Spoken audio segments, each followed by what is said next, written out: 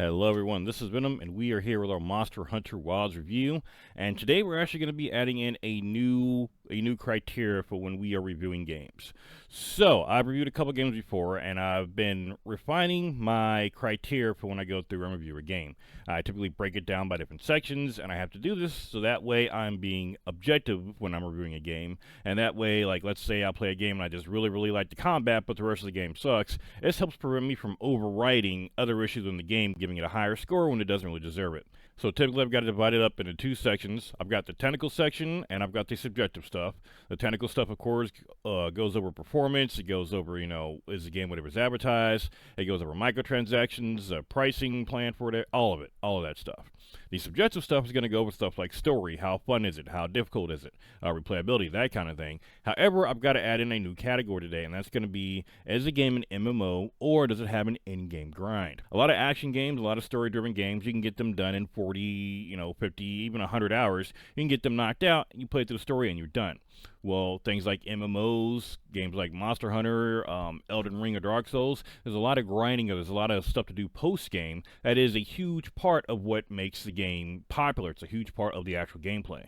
For Monster Hunter, typically the story is not the main part of the game. It's going to be the end-game grind, and for that reason, I got to make sure I actually add that portion on there. That's one of the reasons why it's taking so long for this review to come out, is because you can't just play through the story. You got to get to the end game too, and even then, I'm still not 100% with the end game. So I've got the main story done. I'm through most of the end game. I'm grinding up my hunter rank to get to the very last stuff, but we're going to talk about all that later. We are, of course, probably going to be getting an expansion at some point for the game, kind of like Iceborne and Sunbreak. So keeping these things in mind, we're going to hop right into the game. I'm going to start with my basic overview of the game first, my impressions of it, and I'm going to get right down into the nitty-gritty.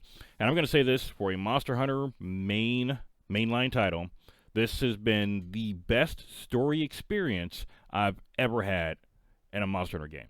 Now, I was very particular with my words. I said the best story experience. There are other games that, might have a better story, but they're not presented as well as they are on Monster Hunter Wilds. Wilds is just something that they don't typically do, and they gave you a bunch of voiced we know our hunters can talk, we know our palicos can talk, but we haven't had really good voice cutscenes until recently, and they really doubled down when it came to Wilds. Hearing our hunter talk, especially coming from Destiny, where my hunter there does not talk, coming to this game and hearing my hunter talk and actively engaging in conversations and seeing us making decisions, even though we don't actually make decisions in game, it's still nice to actually feel like we're a part of the story. It was really good, but like I said, I'm going to go over all the details here in a minute. My overall impression is I do love the game, but let's get down to the point system here.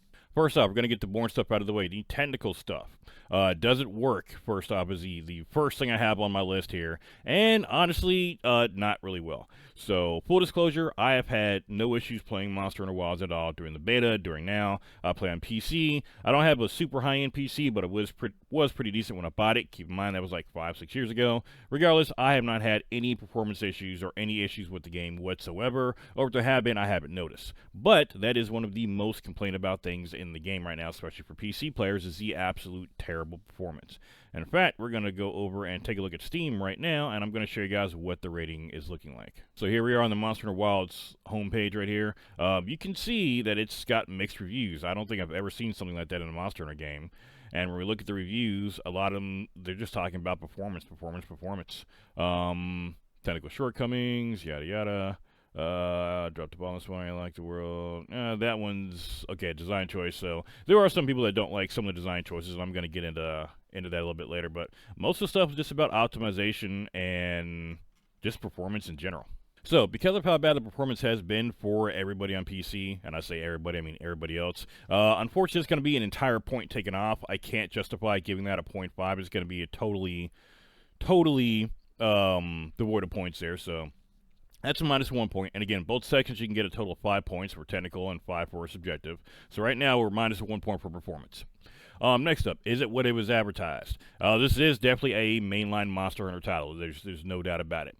Now I always put this in here, and I always want to explain why I put it in there. Is it what it was advertised? You would think most games are obviously going to be what they are advertised, but you'd be surprised. There are quite a few games that they say they're going to do one thing, they say they're going to be something, and then it comes out into something totally different. So this is a pretty easy easy point to get. This is definitely a mainline Monster Hunter game. It plays like it. There's no doubt in my mind that this is one. And the overall experience, I mean, it is definitely a Monster Hunter game. So we're good to go. Again, it sounds like it's really simple. However, we do got to be careful. There have been a lot of crazy, scummy companies. I can't remember what that zombie game was, but that zombie game that came out recently, like the most anticipated zombie game ever, and the studio shut down the day after. It turned out to be a whole big scam. So this is not a scam. This is the game that was promised. Now, microtransactions and DLC. Again, I'm on a Steam page right now, and right now, just like I suspected, there is a bunch of day one DLC or not DLC, a bunch of microtransactions for Monster Hunter Wilds, totaling $65.32 right now. This is just on Steam. Now, none of this is anything game-changing. It is all cosmetic stuff. So I'm not going to give it a full -1 for it, but it's going to get it's only going to get a half point. To qualify for losing an entire point for me, it's got to be some pay-to-win transactions or some pay-to-win mechanics. That's not in here, but I still don't like the fact that all this stuff was programmed into the game already and was basically cut out and is being resold to the people. I don't care if it was meant to be microtransactions all along. I don't care. I don't like the practice, but I cannot, in all honesty, give it a full -1 because it's not game changing. It's not gameplay stuff. If you're not like selling like different classes or actual weapons, it's all skins. Now, next up, is the game a fair price? Well, yes and no. I'm going to give it full score for this one. It's going to get to 1 point, but I am going to say this too. So the Monster Hunter game, it costs $70 on Steam. You guys can see me right here. I got Monster Hunter Wilds here. We got Deluxe, and we've got the Premium Edition. I ignore those. I qualify these along the same line as microtransactions. I hate special editions for games, but I don't hate them as much as I do microtransactions. Now, Monster Hunter Wilds is $70 right now. This is US dollars. A lot of AAA games are upping their price to $70 now. Now, I understand why. I'm not happy about it, but I still think that the game is priced to be worth it. For the longest time, games have been about $60, hovering around that area, depending on your system, and here recently it's gone up to $70 for some. Now, I think Monster Hunter's been about $60 ever since it's been coming out. Might have been a little bit less on the handhelds, I don't know, but making that jump after 20 years to $70, again, I don't like it, but I understand inflation, yada, yada, yada. Is the game worth the price is the overall question? The answer is yes, it is definitely worth the $70. So I'm not really worried about that right now. We can talk about economics and the economy, all that later on, but the game is priced fairly in my opinion. Okay, so that's going to take us to the end of the technical section. So going back, we lost a full point for performance, and we lost a half point for the microtransactions. Again, the game does technically work for most other systems, but the performance was hit pretty hard on PC, so it does work, but it's got serious performance issues. So -1 point there. It was advertised. It is a fair price, so we're at 3.5 right now for our technical score.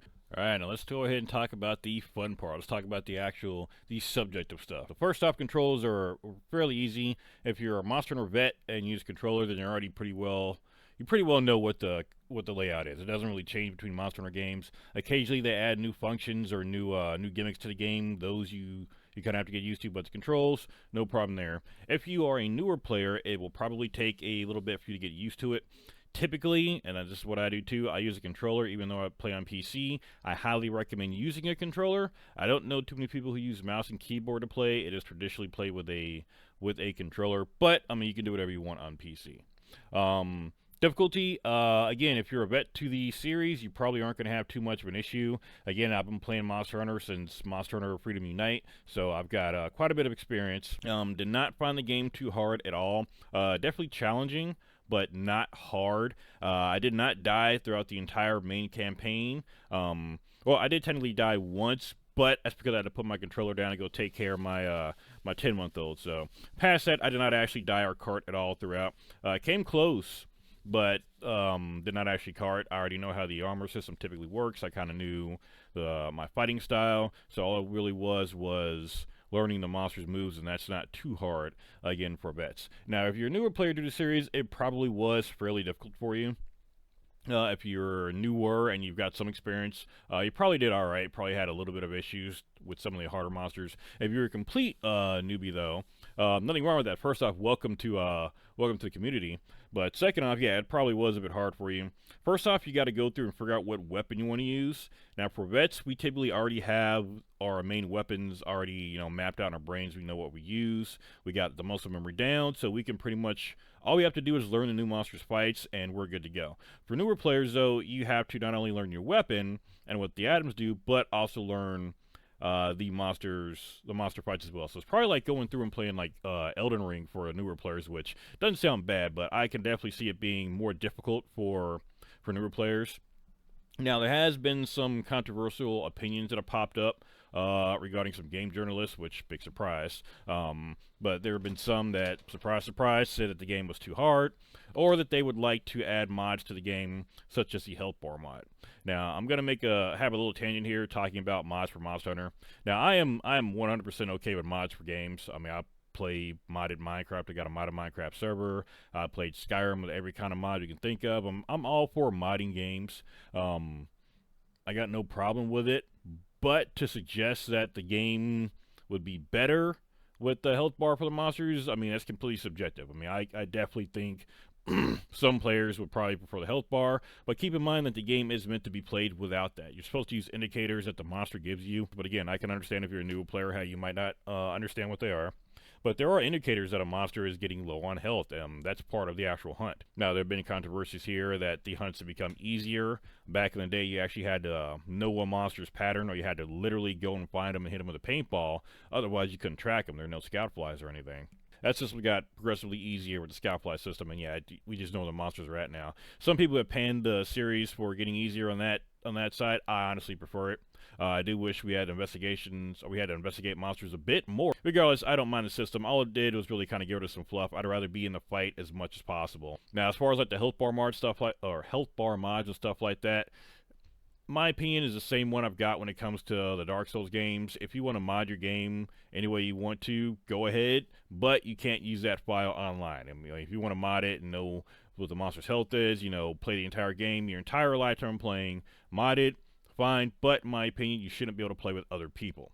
Now, you can delete that file or play another file without mods and play with everybody else online and earn your stuff the right way. I'd be fine with something like that, but as far as mods being allowed in the mainline portion, no, it's meant to be played without health bars, without certain mods in there. It's a better experience in my opinion, or at least the experience that Konami want us to have, and it's one that I personally agree with. So I know we went on a tangent on that one, but difficulty is always a big to-do here recently with so many harder games, with newer journalists coming in, or quote-unquote journalists, or people trying to make a name for themselves. I mean, they come to play these games that are notoriously hard, and the community loves them for, how hard they are. And then they come in, and when they hit that difficulty, they don't have the skill to get past it or the patience, and they try to pan the game for what has made it beloved to begin with, and that never works out for them. So, while to me, that seems like a given. Sorry about that tangent, but I had to talk about that one. Fun level.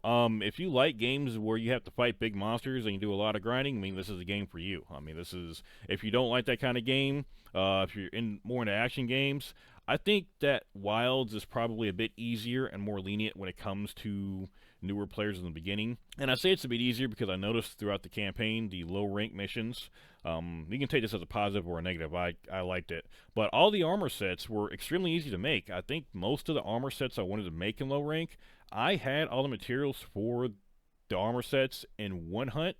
And I think maybe in a couple instances I had to do 2 hunts, and I had all of them. It only takes like 1 or 2 parts for all these things, and it's really easy to make, so it didn't really slow me down getting through the story, which I liked. Now, once you hit the high rank, then that's when the real grind comes for the really good armor, and that's when you start needing those traditional numbers, like 5 and 6 of an item, and you need the gems and stuff like that. But the low rank stuff, it was pretty easy to make. Weapons were easy as well, and I like that because it didn't take away from the story, which I'm going to get to. And this is a game you really want to be involved in the story. You really want to get right back into it, which is strange for a Monster Hunter mainline title, so I really like that. But fun level, like I said, I like it quite a bit. Again, if you don't like grindy games or like Dark Souls types games or hunting games, I mean, this wouldn't be for you. But like I said, if you like action games, if you do like that, this is for you. And replayability. Game is definitely replayable. You may want to replay it again after you've already put in like hundreds and hundreds of hours, just kind of go back and re-experience it.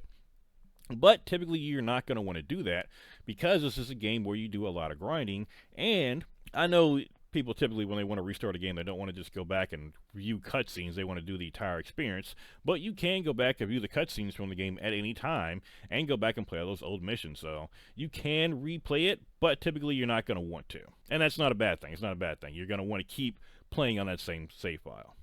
Okay, finally, the last thing to talk about before I get to the story, which I'm putting last because it is the best thing and I want to talk about it a lot. That's going to be the cons for the subjective stuff. These were the cons for me. Now, first off, they're removing NPCs, like your quest handler or your handler and a few other NPCs. They do walk around from time to time. It did kind of add a feeling to the game that it was alive, that the world, was alive. People were actually doing things, but having your main NPCs moving versus everybody else. I mean, they were all moving too, but having the main ones move and you gotta find them to like start a quest or something, that did get annoying every once in a while. It was not terrible, but it was a minor annoyance. And again, it was very minor. Barely even worth mentioning, but that was something that I did notice. Again, it does make it feel more like the world is lived in, though, and you wouldn't notice as much if it wasn't for the fact that it's the NPCs that you need moving. Then you're gonna notice that, like, they're actually moving around, and you pay a bit more attention to what's happening in the world. Another con. Having to go into your tent to change items was a pain in the butt. Changing items and armor. Typically, there's a box outside without a loading screen you can go to, and you can do all that there in most titles in a camp. You got to go inside of a tent, which gives you it's very quick, but it's still annoying. It's a loading screen to get to your item box. Now, it's not too terrible. Again, it's just a small issue, but that builds up when you're putting hundreds of hours in the game. It is a bit annoying, especially when you go in and then you leave and you realize, oh crap, I forgot this item. Did I check this? You got to go back in, double check, leave. Oh, I forgot to save this armor set, go back in. It does become a bit of a pain having to do that over and over again. Again, small issue, but not too terrible. Multiplayer and adding friends was a massive pain in the ass. My friends and I all play on different platforms. The game is cross-platform, and we were trying to figure out how to add each other through our friends list. I play on Steam, so I can only see how to get my Steam friends. We all had our codes for each other, but we couldn't figure out where to add them in. It turned out to not be difficult, but figuring out how to get to that point was a massive pain in the butt. It was not very intuitive. That brings me to the UI. The UI is not very intuitive either. I noticed that there's a couple tabs that seem like they change what's on them every time. It's very, like, I never know where to go for the save point. Like, I don't know what's going on with the UI. I know you can customize it. I just haven't gone through and done it. It seems like a lot of busy work for very little payoff. Having to customize menus like that, and it just doesn't make too much sense to me. But I was able to finally figure that out, but the UI, I will admit, is atrocious. It's not enough for me to dock at a point, but it is enough that is one of the few things that I didn't like about the game that really stood out. And then finally, I'm going to talk about the meal system. Now, longtime fans of Monster Hunter are going to be very disappointed. There are no cooking cats as of right now. You make all your own meals, or there are special meals that will come out later. I'm not going to give out too many spoilers, but there are special meals you can get with some people that have a pretty good and long animations. The food looks great in traditional Monster Hunter style. The animations are long, and it's not just you and your palico eating. It's everybody at the area, so that's cool. But traditionally, we do have the cats cooking for us, and ever since Rise, it's really kind of gone downhill. Monster Hunter World was the last mainline title that really gave you the crazy cool looking food that just always looks so delicious. And World was the last one to do that. In Rise, they swapped from the cooking system to the Dango system, so it didn't really look as cool as it did. Like it was always just 9 round balls on sticks, and that just never really sat right or felt right. It almost felt gross going to get your food buff. I know it's weird, but that might actually be the thing that I didn't like about Rise. Maybe that's what was throwing me off about it. Well, unfortunately, we regressed even more in Wilds. We don't have the cats cooking for us. We are making all of our own meals or just getting the special meals. So that is something that vets definitely stood out for vets. New people wouldn't know that, but vets, we all noticed it, and it hurts, but the main game is still worth it. I mean, it's one of the sprinkles that's missing from our game right now, but the main course is still good. All right, finally, the story from Monster Hunter Wilds. Monster Hunter is not a game that's been known for its story. That the world of Monster Hunter has got a ton of lore in it. Unfortunately, most of it you're not going to learn in game, and I mean, even to find out what little there is, a lot of times you got to go through a lot. But yeah, there's a lot of lore behind Monster Hunter. Very few games in the mainline series give you a story that's really compelling. Typically, you get like attacked by monsters in the beginning of the game. He's going to be your big bad. You fight him. You do post game. Turns out the big bad was up to something. There's a bigger bad, and then you fight him again. It's pretty standard for Monster Hunter games. Really, the story is there to just push along, fighting bigger and bigger monsters. The story is kind of secondary, but it does have some very, very extensive lore. Monster Hunter World kind of did a better job with storytelling. It still wasn't great, but it did give a little bit better story than most of the old games. Rise did about the same. I think Rise didn't tell quite as good a story. I think World did better, but Monster Hunter Wilds actually made me engage in the story. So we didn't just go back to our camp every time we'd hunt a monster. You talk to somebody real quick, tell us to hunt another monster, and like that. I actually felt like I was part of a research team. It's like I actually felt like there was a story and it was engaging. I felt like I was part of a team, a specialized team going and investigating something, and we investigated. It felt like it. I'm going to try to be a spoiler free here, but there are going to be a few spoilers, so keep that in mind. Try to point them out when they come up, but the basic premise is, you're coming to the Forbidden Lands because you're trying to track down this monster, trying to help this kid find his home, and that is your job. Like, you got there, and that's what you actually did. I know it sounds weird, but it's hard to emphasize how strange it is to say that. Like, you're actually doing what you got there for. You're not just setting up and then fighting a bunch of small monsters to, get to this other big monster, and then after 8 hunts, then suddenly somebody's got this piece of information for you, and you can make, 1% progress in the story. No, it actually felt like once you got on this train, you were on it. You got in, you got to the Forbidden Lands, you established camp, and you started going from area to area, and it actually felt like you were traveling with a team going from area to area, and once you started, you could be attacked by monsters at any time, and then after the monster was done, your cutscene and quest continued, and basically it was just a series of cutscenes and fights, cutscenes and fights. Now, you did move around in between. You can do side quest stuff, pretty much at any point, but if you kept up with the main story and just kept doing new quests, it felt like I was playing an action game. It felt like I was playing something that was not Monster Hunter. It felt like a story-based game with action in it, and that action was still amazing. It was still a Monster Hunter action.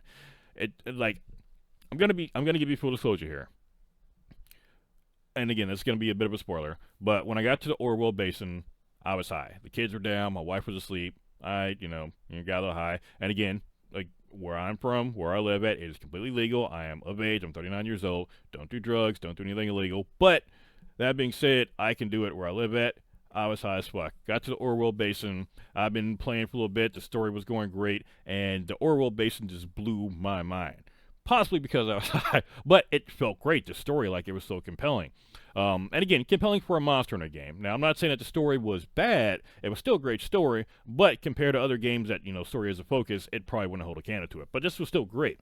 Again, action game, a Monster Hunter game, a great story. But we went to the Orwell Basin. I played pretty much the entire rest of the game high, but I mean, it was great. I felt engaged in it. There were several times where you have a cutscene where you fight a monster, and then the cutscene continues when you're done, and you have to fight another monster. No prep or anything in between. I loved it. It felt like, again, we were traveling.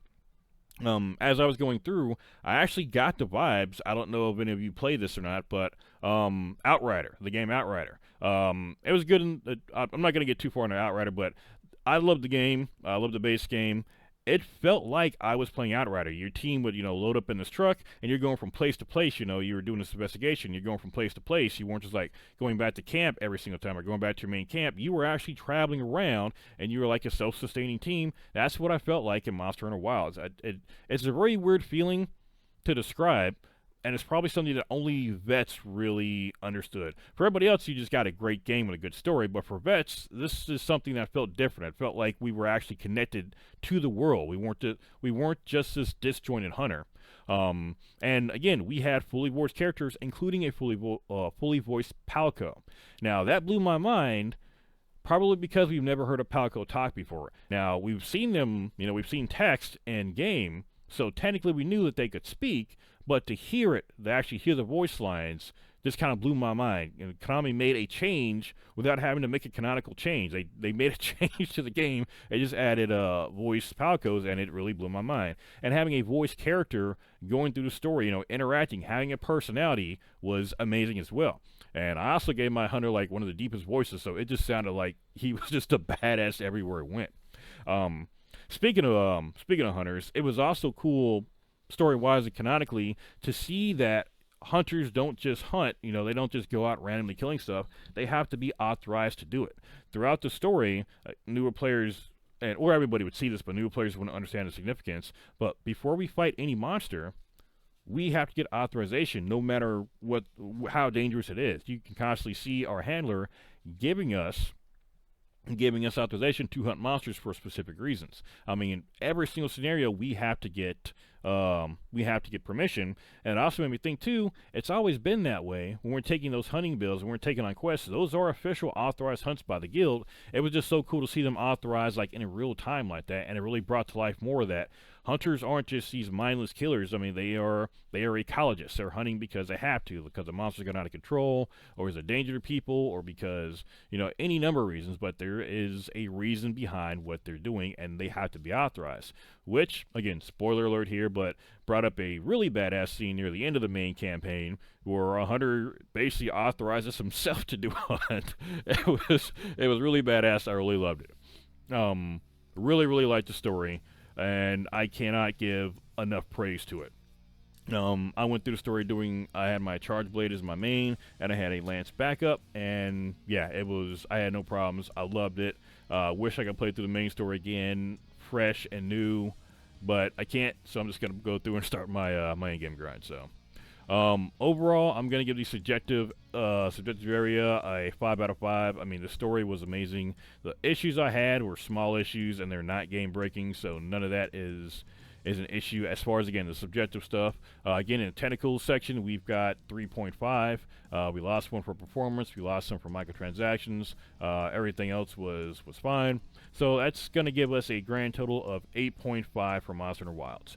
Now, again, this may change later on. There may be some things that come up, or the in-game may break, or there may be some issues that pop up later on. If I do, I'll come back and this score won't change, but I'll talk about anything else that comes out later on, and if I'm wrong about something, I'll apologize, but I may be making some more videos about this later on regarding it, because we're also expecting a DLC to come out at some point. So, of course, I have to go through and give my take on that as well. So, that is going to do it for today, guys. Thank you all for coming by. Again, 8.5 for Monster Hunter Wilds. I'm loving the game. I can't wait to start grinding some more.